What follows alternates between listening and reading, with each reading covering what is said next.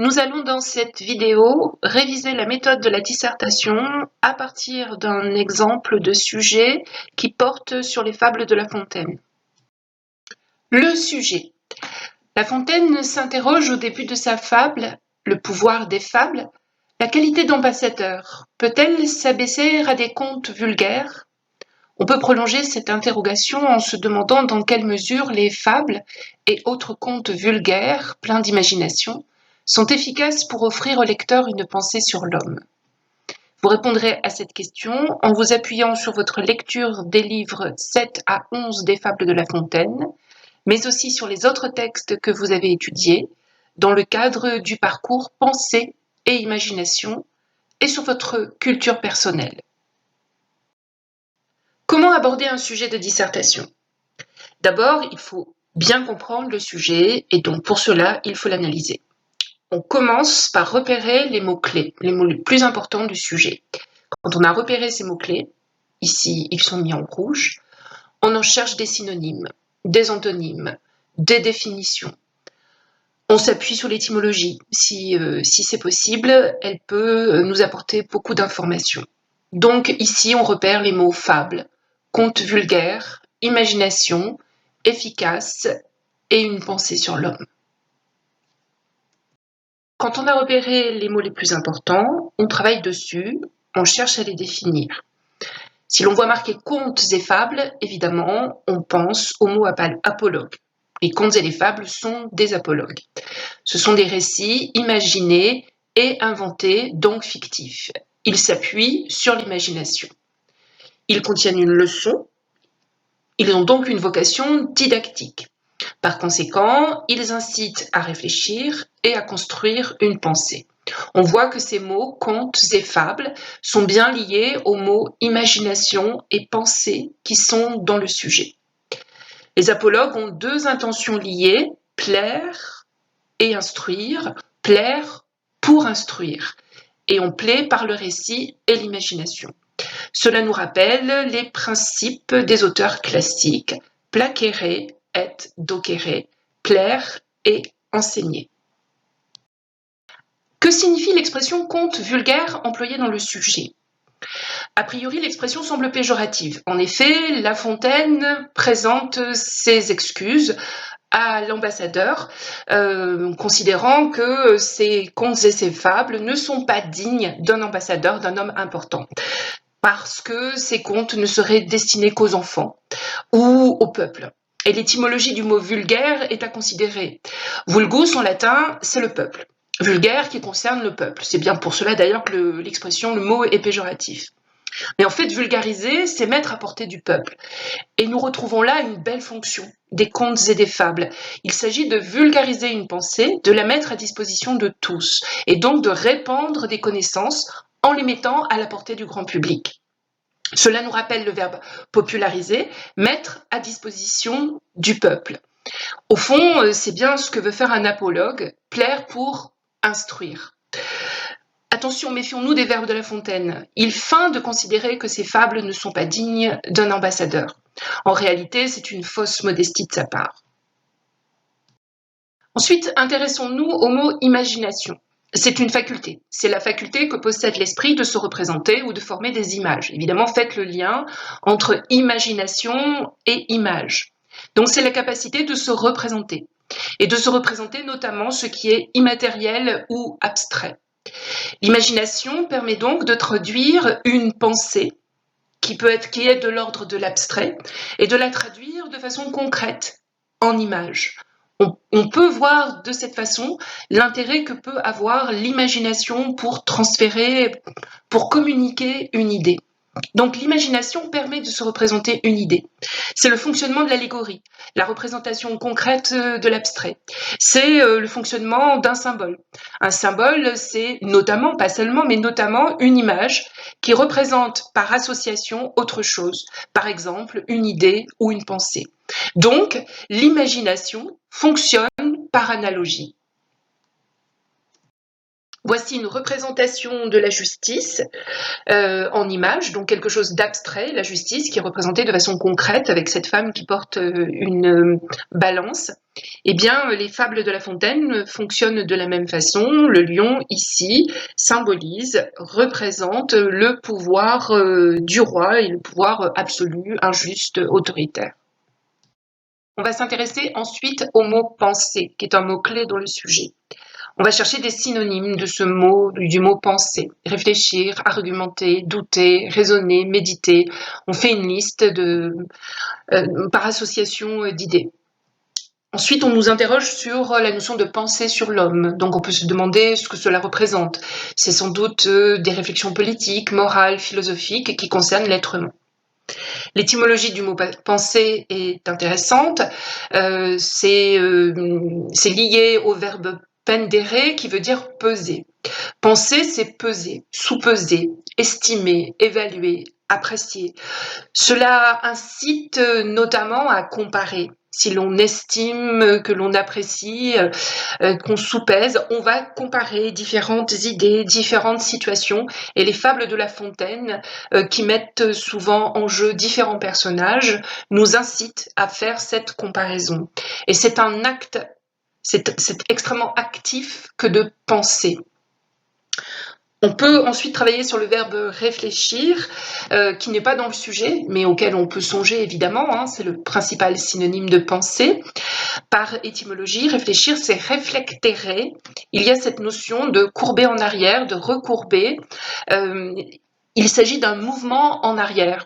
Et en fait, on peut tout à fait associer la réflexion à un retour sur soi-même, un retour rétrospectif donc ou introspectif.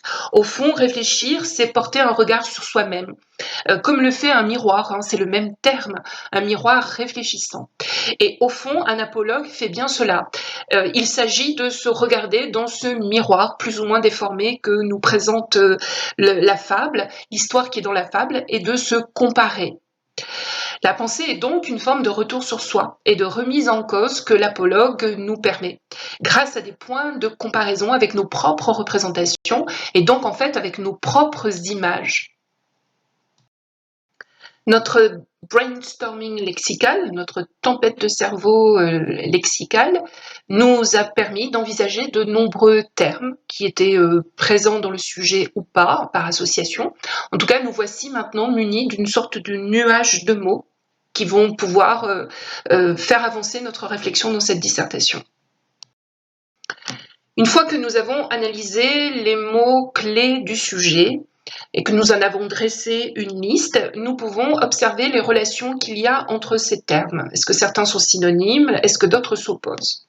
Ici, on a clairement une tension et une opposition entre deux termes, le mot imagination et le mot pensée. Évidemment, cela nous rappelle le parcours étudié pensée et imagination, et cela nous incite à nous interroger sur une apparente contradiction.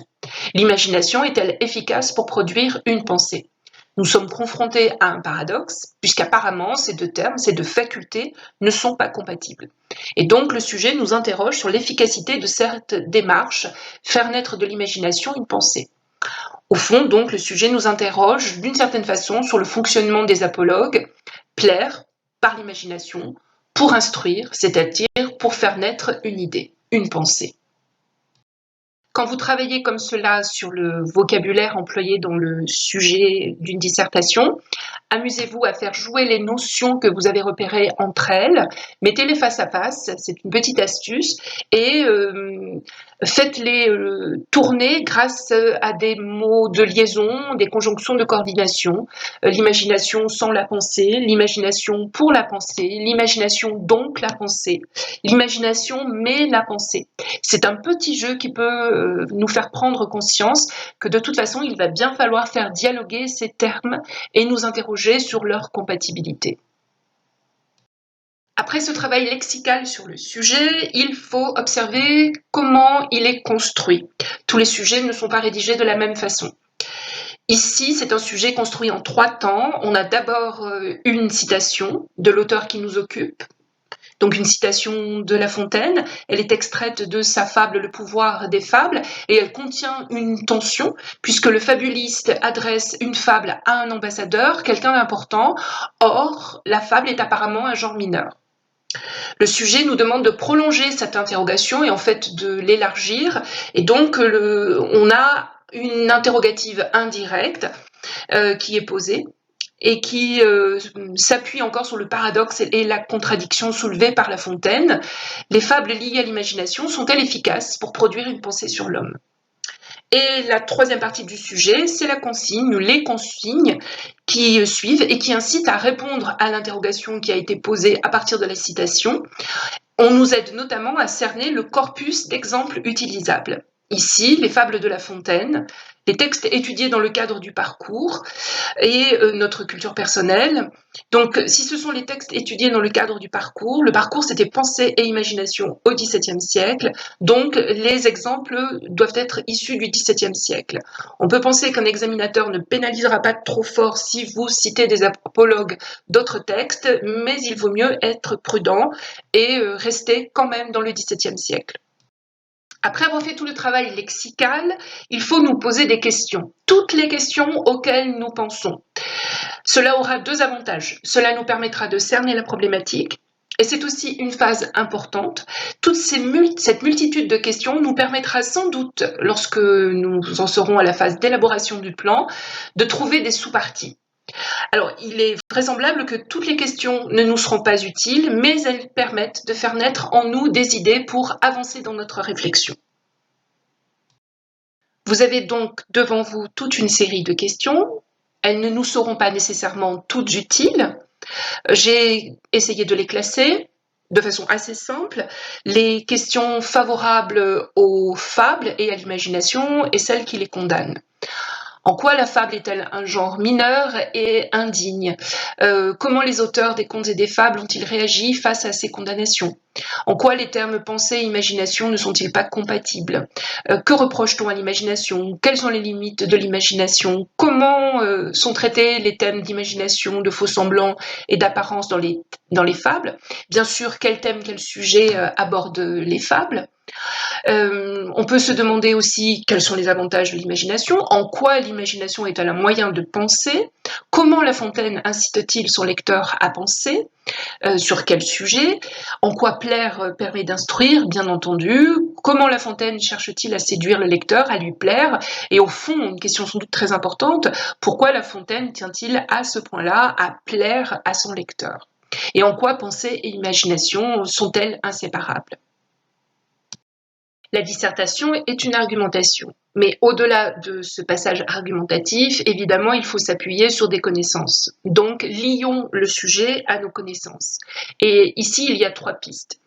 Très clairement, ce sujet est lié à la notion d'apologue, puisqu'il parle de fables et de contes. Donc, il est nécessaire d'avoir des connaissances sur les caractéristiques et les fonctionnements d'un apologue. La Fontaine est un auteur classique. Notre parcours nous demande de nous intéresser uniquement à des auteurs du XVIIe siècle, donc il faut connaître les caractéristiques du classicisme, qui sont clairement aussi liées aux caractéristiques de l'apologue, puisque les classiques, notamment, pas seulement bien sûr, mais notamment écrivent des apologues. Et puis, le troisième point, c'est l'imagination, et l'imagination va être au cœur de notre réflexion. Or, il se trouve qu'il y a eu un débat au XVIIe siècle autour de cette faculté. Et donc, il est important, pour faire avancer notre dissertation, pour la nourrir, de connaître les éléments de ce débat. Le débat au XVIIe siècle est très fort autour de la notion d'imagination. Les philosophes comme Descartes ou Pascal condamnent cette faculté, notamment parce qu'elle est liée au sens, par exemple la vue, et que les sens sont trompeurs. Pensons aux illusions d'optique. Donc l'imagination est trompeuse, elle est source de fausseté et de mensonges. Elle ne peut de ce fait être le vecteur d'une pensée vraie. De plus, pour Pascal, l'imagination est source de divertissement. Cela signifie qu'elle éloigne, qu'elle détourne de l'essentiel, à savoir Dieu. Parce que par étymologie, divertir, c'est détourner. C'est pour cela que la dissertation nous interroge sur cette compatibilité pensée et imagination. Et cela d'autant plus qu'elle est au cœur de la démarche de La Fontaine, alors que ses contemporains condamnaient cette association. Quand on fait une dissertation, on peut avoir besoin de quelques citations. Si on fait la dissertation à la maison, évidemment, on va trouver facilement ces citations. Si c'est le jour de l'examen, eh bien, il faut les avoir choisies et apprises en cours d'année.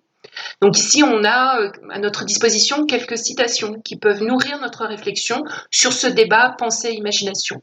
Il y a par exemple ces célèbres mots de Pascal à propos de l'imagination, puisqu'il nous dit qu'elle est maîtresse d'erreurs et de fausseté. En parallèle, Boileau, lui, favorise le vrai. Rien n'est beau que le vrai seul est aimable. C'est une notion importante, le vrai ou la vérité, pour les gens du XVIIe siècle. Quant à Descartes, il s'appuie sur les illusions d'optique notamment pour mettre en garde contre les sens capables de nous tromper. L'image est trompeuse. Il prend l'exemple d'un morceau de cire qui se déforme et il explique « Je ne saurais pas même comprendre ce que c'est que ce morceau de cire, il n'y a que mon entendement seul qui le comprenne. » Donc il a conscience que les sens sont trompeurs et que c'est la raison qui va rétablir la pensée et la raison qui vont rétablir les choses, le vrai.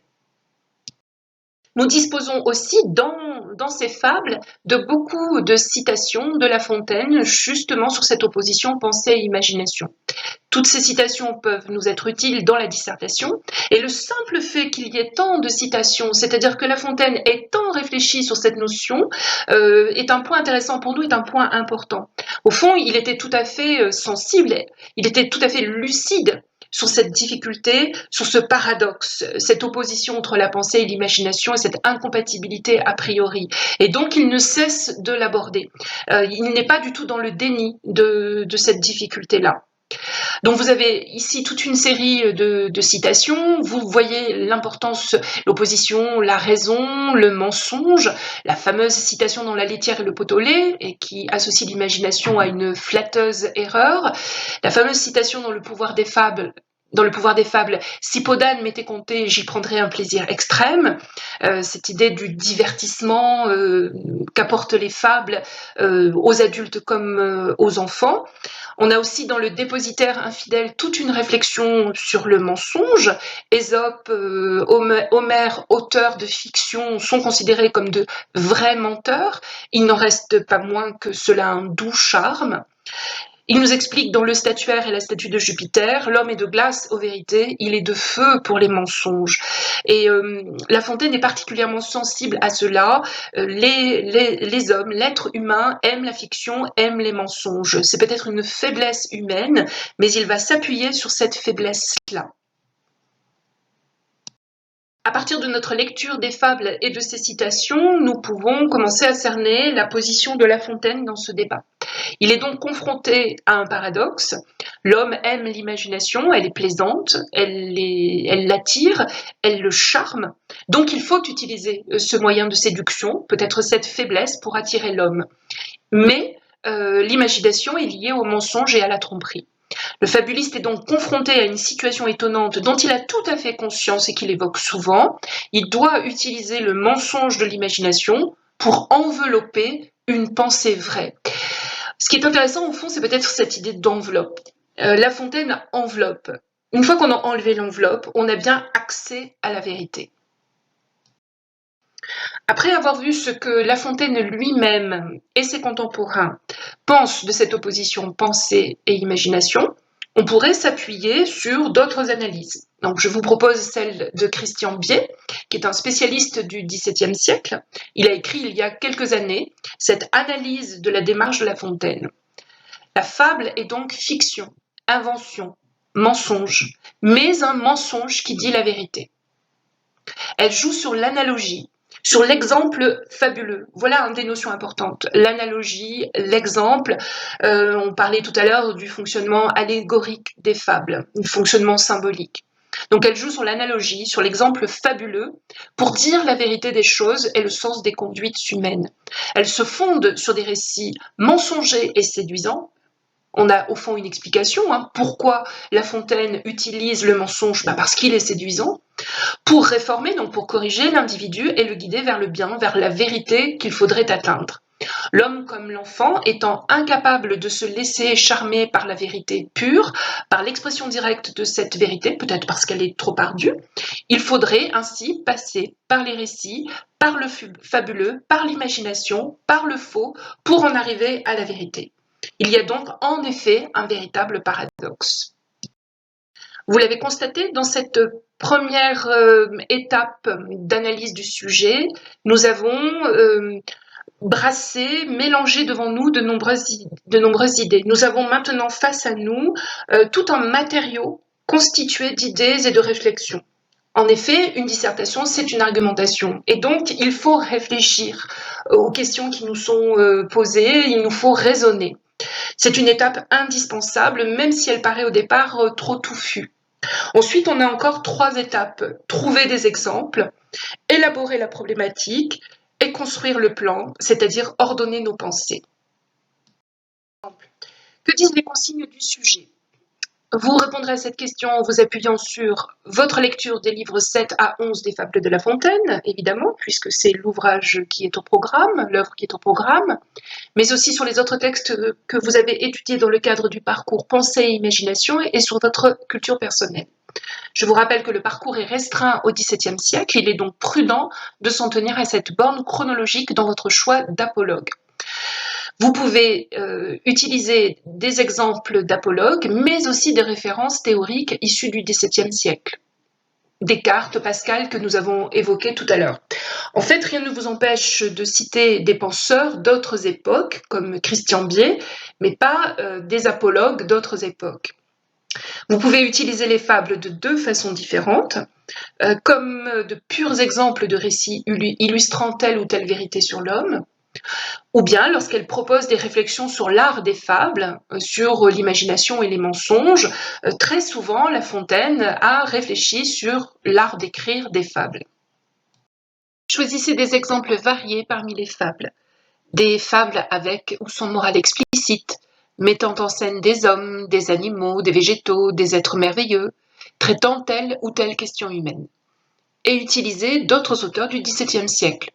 Par exemple, Cyrano de Bergerac, qui a créé une sorte d'utopie, les États et empires de la Lune et du Soleil. La Bruyère qui invite ses contemporains à une réflexion morale sur eux-mêmes, en se voyant dans ses caractères comme dans un miroir.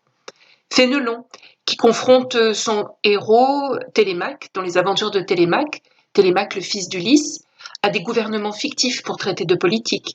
Perrault, qui défend, vous le savez, la portée morale et didactique de ses contes merveilleux. Et Fontenelle, qui, tout en racontant l'histoire de la Dent d'Or, demande au lecteur de privilégier la recherche du vrai. Vous avez à présent devant vous un matériau important, des citations, des exemples, des idées. Il faut arriver à la phase d'élaboration de la problématique. Alors on peut faire simple et se contenter de partir de la question posée dans le sujet, dans la mesure où il y a bien une question posée dans le sujet. Et voilà. Mais il peut être aussi judicieux et conseillé de la reformuler. Bien sûr, il y a le risque, lorsque l'on reformule la question du sujet, de changer ce sujet et de basculer dans le hors-sujet. En réalité, quand même, si vous reformulez, vous allez enrichir de vos éléments de réflexion le sujet de départ et cela montrera que vous êtes approprié le sujet.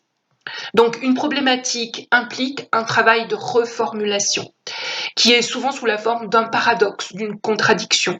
C'est une question complexe qui demande d'être capable de conjuguer plusieurs informations, parfois divergentes, et de montrer la tension entre ces différentes informations.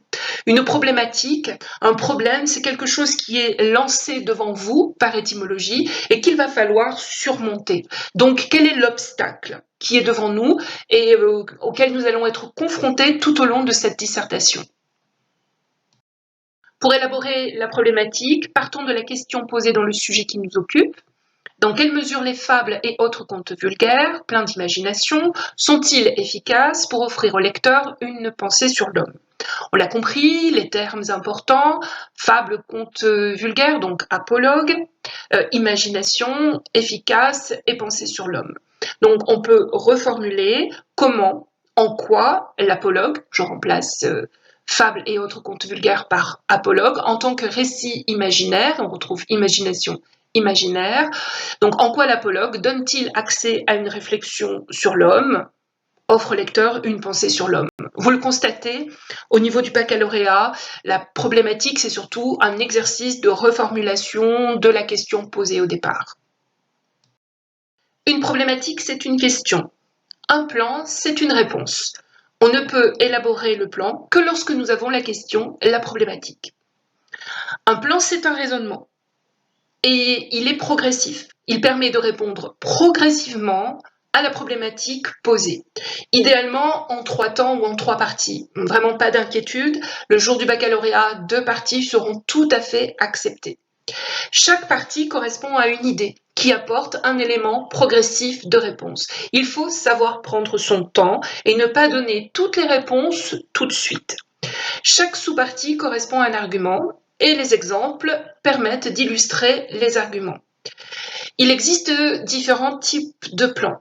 Le plan dialectique, le fameux plan thèse, antithèse, synthèse, le plan par opposition, le plan thématique, une sorte de plan catalogue, ou le plan analytique qui constate un problème, qui en cherche les causes, les remèdes et les conséquences. Et puis parfois, le plan est suggéré par le sujet. Méfiez-vous, dans ces cas-là, ne vous compliquez pas la vie et reprenez-le. Alors, quel plan choisir? Je rappelle la problématique. Il faut toujours avoir la problématique en tête. Je ne peux pas construire un plan, choisir un plan si je ne connais pas la problématique. Donc, en quoi l'apologue, en tant que récit imaginaire, donne-t-il accès à une réflexion sur l'homme? Je peux adopter un plan qui se contente de démontrer que les apologues, en effet, permettent d'accéder à la vérité. C'est possible. C'est un peu dommage et réducteur car nous laissons de côté le fameux débat raison-imagination et les limites de l'apologue. Au fond, cela reviendrait à adopter un plan thématique, une sorte de plan catalogue très descriptif. Oui, l'apologue permet l'accès à une réflexion sur l'homme. Et on ne remet rien en question. Donc peut-être qu'il serait judicieux d'adopter un plan de type dialectique. On va construire un dialogue, vraiment une argumentation et une pensée sur les avantages et les inconvénients. Les mots sont un peu réducteurs, sur les limites de l'imagination comme source d'accès à une pensée sur l'homme. En fait, cela revient à travailler sur le paradoxe relevé et chaque partie, thèse, antithèse, va permettre d'examiner les éléments du débat avec toute rigueur intellectuelle. Donc oui, l'imagination est source de mensonges. On ne peut pas le nier, c'est dit et on l'accepte et on examine cet aspect-là. Et pourtant, elle permet d'accéder à une pensée vraie sur l'homme. Pourquoi? Comment? Donc on a un raisonnement, un début de raisonnement qui va donner le squelette du plan à venir. Donc il nous reste maintenant à ordonner nos idées pour construire notre argumentation, notre dialogue de pensée. Alors, quel plan proposer? Donc quel raisonnement global proposer? Un plan, un raisonnement, c'est logique et pas chronologique. L'apologue est un genre aux limites visibles car fondé sur le faux et le mensonge. C'est la première étape. On ne peut pas nier cela. C'est un constat important, beaucoup le pensaient, et d'ailleurs La Fontaine ne le nie pas, dans la mesure où un apologue, c'est une histoire inventée, une fiction. Bien sûr, c'est lié au faux et au mensonge, et on peut considérer que c'est une forme de faiblesse, peut-être que c'est ce qui rend ce genre mineur, et donc condamnable pour certains. Dans une deuxième étape, on peut dire mais c'est aussi ce qui rend l'apologue séducteur, plaisant et charmant au sens le plus fort, car on aime qu'on nous raconte des histoires, car on aime les inventions, l'imaginaire, le côté fictif. C'est cet aspect-là qui va attirer le lecteur. Or, La Fontaine veut attirer le lecteur, c'est son objectif. Donc, tout cela n'est pas incompatible. Troisième étape. La troisième étape doit être une sorte de synthèse. il s'agit de rendre compatibles les deux premières étapes et de montrer que l'un permet l'autre. Eh bien, c'est très facile ici, puisqu'on est au cœur de la fonction de l'apologue, plaire pour instruire. L'imagination est le vecteur efficace, l'enveloppe, une enveloppe quasiment apéritive, d'une pensée sur l'homme. Une fois qu'on enlève cette enveloppe, ce voile de mensonge, on a accès au vrai, à la leçon, dans une démarche de réflexion que l'on nous incite à faire. Cela rappelle l'os à moelle qu'évoquait au XVIe siècle Rabelais.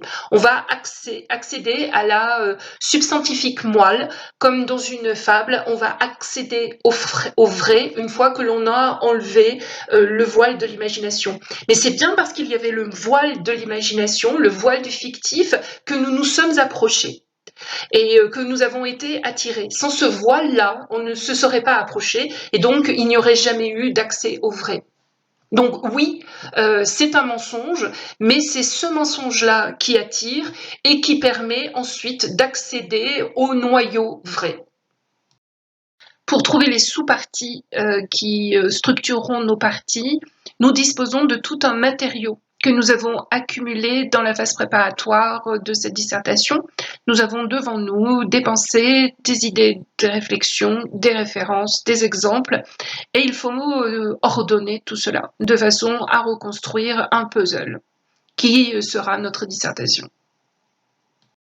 Alors maintenant que nous avons le raisonnement global et les trois étapes, il faut construire les sous-parties. Là, vous avez 3 sous-parties par partie, ce n'est pas obligatoire, 2 pourrait largement suffire, en tout cas au moins 2, et il vaudrait mieux qu'il n'y en ait pas 4. On aime bien le 3, le 2 ou le 3 quand on fait des dissertations. Donc, quelle sous-partie ? On va se servir de toutes les questions que l'on s'est posées au cours de notre réflexion, de toutes les idées que l'on a remuées et brassées ensemble. Dans un premier temps, dans une première étape, on constate que l'apologue est un genre aux limites visibles fondé sur le faux et le mensonge. Alors en effet, dans une première sous-partie, on peut considérer que l'apologue est un genre mineur, décrié, dévalorisé, condamné, critiqué, réduit au niveau d'un simple divertissement. Vous savez ce que Pascal pense du divertissement. Il éloigne des vrais sujets. Et c'est parce que c'est un genre considéré comme mineur que beaucoup d'auteurs, Perrault, La Fontaine, éprouvent le besoin incessant de se justifier. Ce genre, en effet, est associé à la fantaisie, à la futilité, à la légèreté, voire évidemment à l'humour, et donc un humour qu'on peut considérer comme condamnable. Et là, on peut repérer effectivement toutes les traces d'humour et de légèreté sans grands enjeux dans les fables. Dans un troisième temps, on peut dire que, en effet, ces apologues sont liés au mensonge, au faux, et que c'est d'ailleurs voulu et que c'est pratiqué de façon très consciente. Les animaux qui parlent, le surnaturel, le merveilleux, les dieux de la mythologie qui interviennent. En fait, La Fontaine n'a rien fait pour gommer l'imaginaire et le mensonge. Au contraire, il l'a largement utilisé. Donc, l'apologue est un genre mineur, fondé sur des sujets légers et sur le mensonge. Mais c'est cela qui le rend séducteur et plaisant. Dans une première sous-partie, on peut dire que La Fontaine est largement lucide sur le lien qu'entretient son œuvre avec le mensonge. Et il ne cesse d'avertir et de prévenir sur les faux-semblants et les illusions, sur les apparences, l'hypocrisie, le déguisement, les métamorphoses. Beaucoup de thématiques parcourent son œuvre pour apprendre à se méfier du mensonge. Donc ça, c'est un premier moment. Oui, il y a du mensonge et c'est assumé.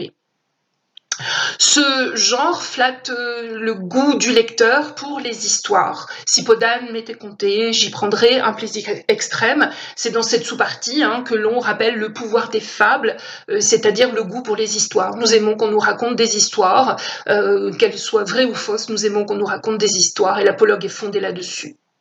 Et dans une troisième partie, on peut dire qu'au fond, cette variété, cette diversité, ce mensonge, cette légèreté cette fiction sont élevées au rang d'art poétique et d'idéal esthétique.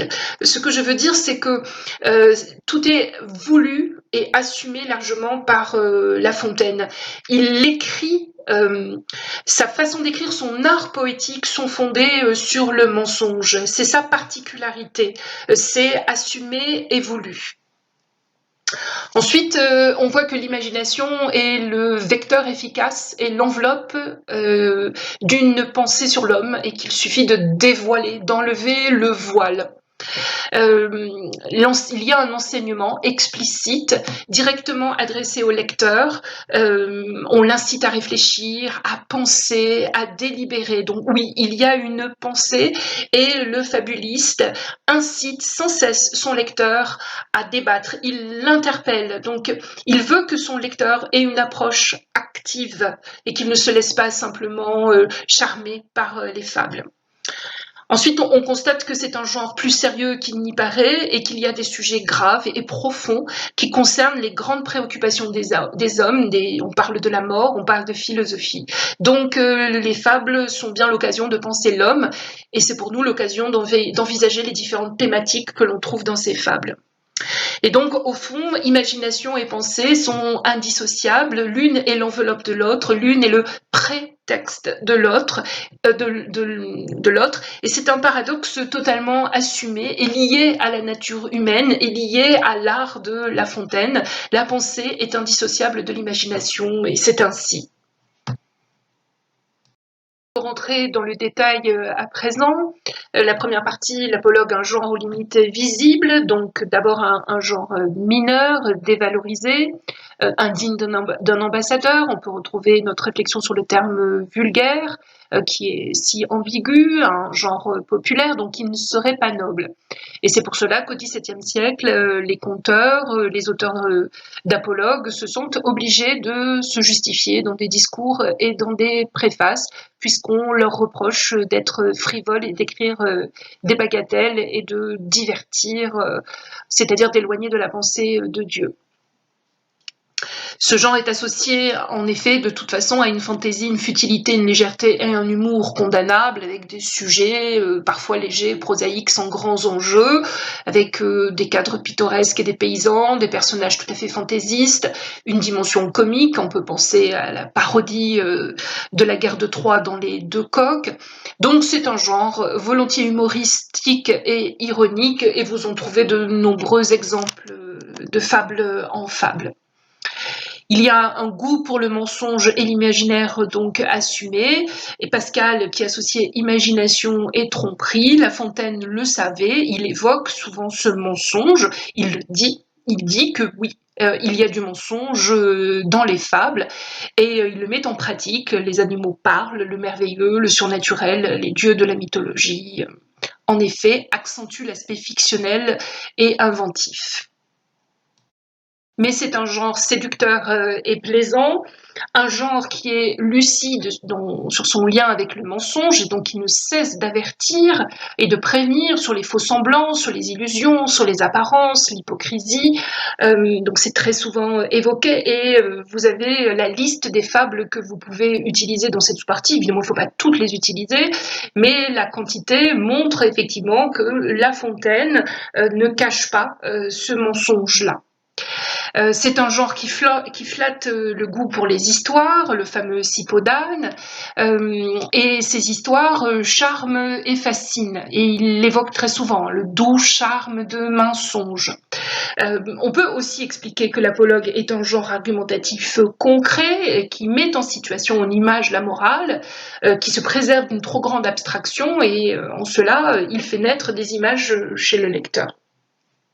Et la variété, la diversité, la légèreté que l'on trouve dans ces apologues sont élevés au rang d'art poétique et d'idéal esthétique chez La Fontaine. C'est comme cela qu'il écrit.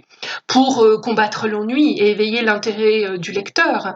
Plaire est donc une volonté assumée et recherchée, que ce soit dans la variété des thèmes, dans la variété de la versification, l'hétérométrie, les différents types d'écriture, d'où le fameux diversité est ma devise. On peut citer ce passage du discours à Madame de la Sablière: papillon du Parnasse et semblable aux abeilles, à qui le bon Platon compare nos merveilles, je suis chose légère et vole à tout sujet, je vais de fleur en fleur et d'objet en objet, et d'objet en objet. La Fontaine, effectivement, vous voyez, assume et fait même de son art poétique, son art d'écrire, ce passage de sujet en sujet, cette légèreté. Donc l'apologue est un genre vecteur et enveloppe d'une pensée sur l'homme. L'enseignement est directement adressé au lecteur, il incite à réfléchir, à penser et à délibérer. Nous avons déjà évoqué l'étymologie de penser et de réfléchir. On est dans un art du rébus ou du décryptage du symbole, de la lecture de l'allégorie. Un apologue nécessite une lecture active ou une relecture, et cela d'autant plus que le lecteur a appris à se méfier des apparences et il est conduit donc naturellement à cette lecture active. Et il y a de nombreuses injonctions qui le conduisent là-dessus. Il est souvent interpellé. Le fabuliste établit un dialogue avec son lecteur, que t'ensemble lecteur par exemple dans Les Deux Amis. Donc l'importance accordée au lecteur est extrêmement forte par de multiples effets de mise en abîme, notamment dans Le pouvoir des fables. Donc il y a cette volonté de faire réfléchir le lecteur. C'est un genre plus sérieux qui n'y paraît. Bien sûr, on ne peut pas nier, comme on l'a vu auparavant, qu'il y a des sujets légers, mais il y a aussi, et plus on avance dans les livres, plus il y a de sujets graves et profonds qui concernent les grandes préoccupations des hommes. Ces fables sont donc bien l'occasion de penser l'homme. Il y a des enseignements psychologiques, moralistes, philosophiques. Il y a une philosophie à la sagesse épicurienne dans plusieurs fables. Il y a des fables métaphysiques, scientifiques.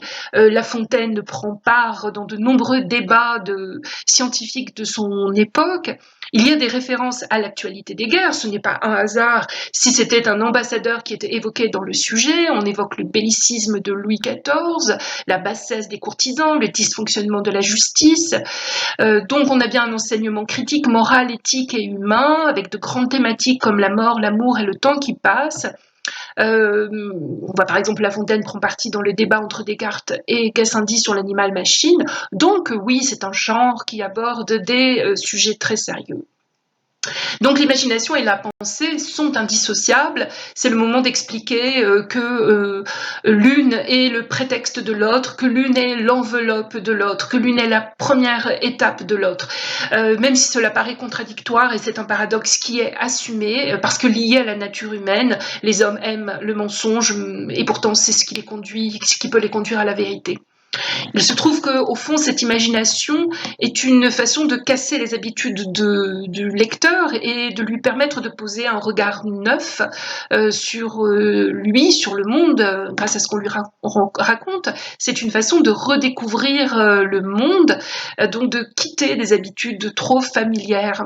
Donc l'imaginaire, le mensonge, au fond, c'est dépaysant. Et comme c'est dépaysant, cela permet de réveiller les consciences et de faire preuve d'une nouvelle réflexion, d'une réflexion vivifiée. Et puis l'apologue permet au fond de poser ce regard étranger qui sera tellement développé au XVIIIe siècle. Donc effectivement, on est dans ce mensonge, mais on regarde le monde d'un nouvel ère. Donc oui, la fable est un mensonge qui dit la vérité. C'est un paradoxe, mais c'est un paradoxe effectivement qu'on ne peut pas lever. Ça fonctionne comme ça.